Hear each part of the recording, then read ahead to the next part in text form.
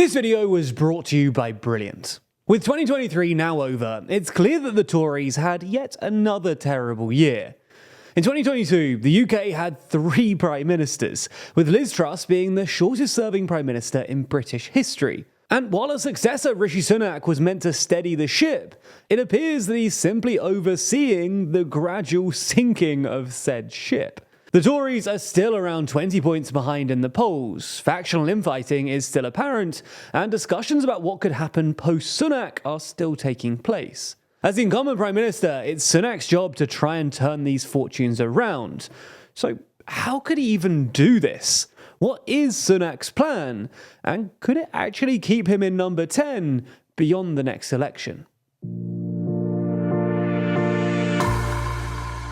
Before we start, if you haven't already, please consider subscribing and ringing the bell to stay in the loop and be notified when we release new videos. Over the last couple of years, Sunak has tried basically everything to try and appeal to the electorate. Following the downfall of Boris Johnson, he started off by suggesting that he was the economically responsible candidate, pushing back against Liz Truss's sweeping tax cuts, which were supposed to stimulate growth. Although he lost the leadership election to Truss, thanks to the fact that the party membership leans far further right than MPs do, it wasn't long until Truss's premiership imploded and he was drafted into the top job. At this point, the electorate only really knew him as the COVID Chancellor, the man who handed over government money to people via schemes like furlough and Eat Out to Help Out. This, coupled with his media-savvy persona, helped him build up an image of him as a steady pair of hands. At this time, Sunak was personally far more popular than the Conservative Party as a whole, and the Tories hoped that he'd be able to bring the party's approval ratings up to his. So, at the beginning of 2022, he set out 5 main priorities for government, and 3 of these were related to the economy, with Sunak clearly trying to demonstrate to the electorate that he was still the man to be trusted in charge of the economy. Now, sure, he didn't improve the Tories' polling numbers in the first few weeks, but he'd only just taken over. However, as time went on and as polling didn't improve, Sunak apparently realised that small c Conservative politics wasn't going to be enough to save the Tories, so he tried for a rebrand. This attempted reinvention came at the 2023 Tory party conference, when Sunak tried to reinvent himself as a change candidate, telling Conservative activists in his conference speech that he would move away from the old consensus and promise to lead in a different way, because that is the only way to create the sort of change in our politics and in our country that we all desperately want to see. Instead of simply being a prime minister whose sole focus is the economy, he would engage in more controversial topics too. This included ending the costly HS2 project, banning smoking for the next generation, and declaring that we shouldn't get bullied into believing that people can be any sex they want to be. They can't. A man is a man and a woman is a woman. Unfortunately for Sunak, this didn't go down too well either. His controversial policy stances only fueled infighting within the Conservative Party, and his change credentials were seriously undermined when he brought back David Cameron into his cabinet, perhaps the most establishment politician in British politics, as his foreign secretary. And at the time of writing, polling hasn't really changed as a result of any of this, and the Tories are still about 20 points behind Labour. So, given that neither continuity nor change has helped Sunak close the polling gap, is there any way back for him in 2024? Well, despite the poor numbers, Sunak's team are apparently optimistic, with the Times reporting that they want to turn the next election into essentially a personality contest between Sunak and Starmer, pitching Sunak as the man making the tough decisions and Starmer as the man who's just saying what the public want to hear. To be fair, Starmer himself isn't particularly popular. In fact, research from More in Common was used to create a word cloud of what people thought Starmer stood for. And as we can see, nothing, don't know, not sure, and no idea are some of the most common phrases used to describe what Keir Starmer stands for. That same article from The Times also claims that Sunak is going to try and goad Starmer into a series of TV election debates in order to highlight Starmer's lack of policy platform.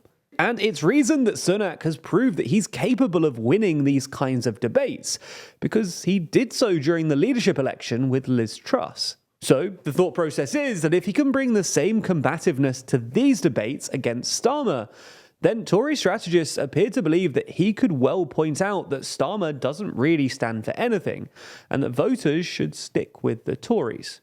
And to be fair, for their part, Labour seem to think that this strategy could prove difficult for them, with a senior Starmer aide saying, "We have nothing to gain from these TV debates, but if the Tories make a big issue of it, I guess we'll have to." It's also widely believed that Sunak is going to cut taxes massively in the months leading up to the election, with speculation about everything from increasing the income tax threshold to entirely scrapping inheritance tax. While these things might help, it might be all too little too late. It's worth just reiterating the situation that the Tories find themselves in. They're 20 points behind in the polls, and have been since December 2021. And they're also less trusted than Labour on the economy, health, and immigration and asylum, the three most important issues facing the country. Now, polling can be wrong. An infamous example of this was in the run-up to the 1992 election, which Labour leader Neil Kinnock was widely expected to win. However, in the end, this didn't happen, and Major returned to number 10 with a reduced majority.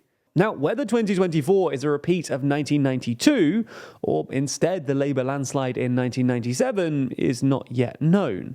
And perhaps it will all end up hinging on whether Sunak can convince the electorate that he can be more trusted than Starmer. And if he pulls it off, it might well be one of the biggest turnarounds in post-war history. If not, then Starmer will pull off what was seen in 2019 as almost impossible, going from one of the worst defeats the party has ever seen to being in government in only one term. Either way, it's going to be an incredibly dramatic election, and there's clearly a lot more to come in 2024. As we step into 2024, many of us are contemplating our New Year's resolutions, always looking to improve ourselves and learn more about the world around us. And while our content is always a good starting point, a lot of the stuff we talk about can seem pretty complicated, especially when we dive into analytics and detailed data. But luckily, there's a fun and easy way to learn more, which doesn't cost thousands of dollars or take years and years of schooling. That's because Brilliant is the best way to learn maths, data science, and computer science interactively. And the good thing is that it doesn't take long to learn either. These complex topics are broken down into small but accessible chunks, designed around your busy schedule.